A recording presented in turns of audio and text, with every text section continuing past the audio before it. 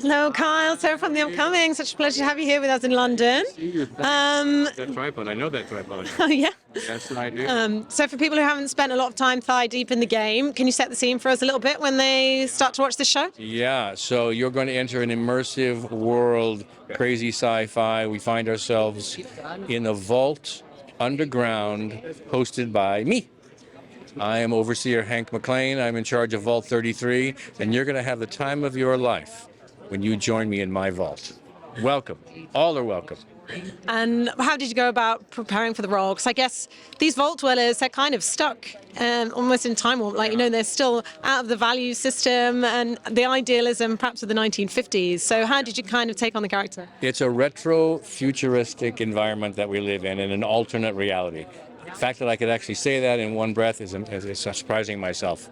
We have some really fun props to play with. The environment feels familiar and yet not quite familiar. So it's as if the world as we know it didn't really happen. We are underground, as I said, living in a community, all getting along, all happy as can be, all eating cherry pie and drinking coffee. And of course, Jonathan Nolan, his work precedes him, working on things like Dark Knight and of course Westworld. But what was it like stepping onto set with him and seeing how he'd taken on this game and made this incredible show? It's a huge responsibility. I mean, he's overseeing all sorts of different cameras. Tech side of things is a very complicated, and he still had time to come and talk to the actors and tell us what was going on and what was happening and paying attention to what we were doing.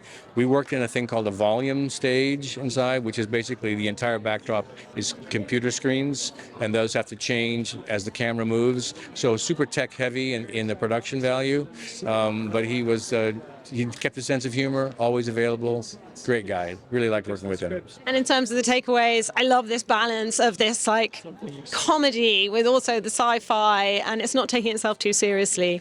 But maybe get people to reflect a little bit as well on the have and the have-nots in terms of the contrast between those in the vaults and those in the wasteland. What do you think people take away? Yeah, no, I think you make a really good point. I think there's definitely a strong have and have-not sensibility to this. It makes you think. I think it also makes you appreciate the world that we have as it is now, because the way we presented in the beginning episodes is quite frightening and realistic. And you say, yeah, actually, if this were to happen, if it were ever to happen, it would take on this form. It would be like this. And there's no going back. So cautionary tale as well. What would I take with me to go fall out of ball? I have to have coffee. And that's just, there's no question about that. Without coffee, I can go far. Oh, wow. So I am a big fan of the French press coffee, the purity of the flavors. So I enjoy that drink. When I splurge and want to have fun, I'll do maybe a flat white cappuccino with dairy in there. That's rare. It's really black coffee for me. And at night, after dinner, espresso, double espresso. Wow. Full on, full caffeine, bring it on. I'm immune to caffeine. We're going to find out. I mean, so far on social, people have been pretty positive, and we did a series of interviews today and the past few days, and people in the gaming world have said they're really excited about it, they look forward to it. So we've got a lot of positive feedback so far, but really the proof will be in when you watch it and what the response is, so we'll see. People love this game so much, and they really want it to be good, and I tell you, the people that are involved love the game and have played the game for years.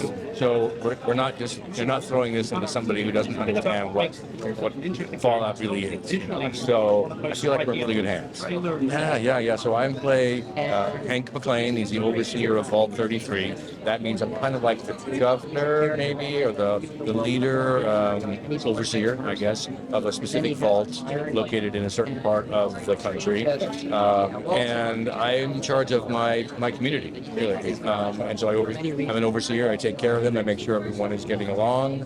It's my responsibility. I have two children, a daughter who's the apple of my eye, and a son who I tolerate. And we join the first episode with me preparing to give my daughter away in a wedding ceremony, a very beautiful wedding ceremony. And then there are some scenes I really love. I mean, I really enjoyed the melee that occurs in the first episode, and some of the physicality of the character and what he was able to do.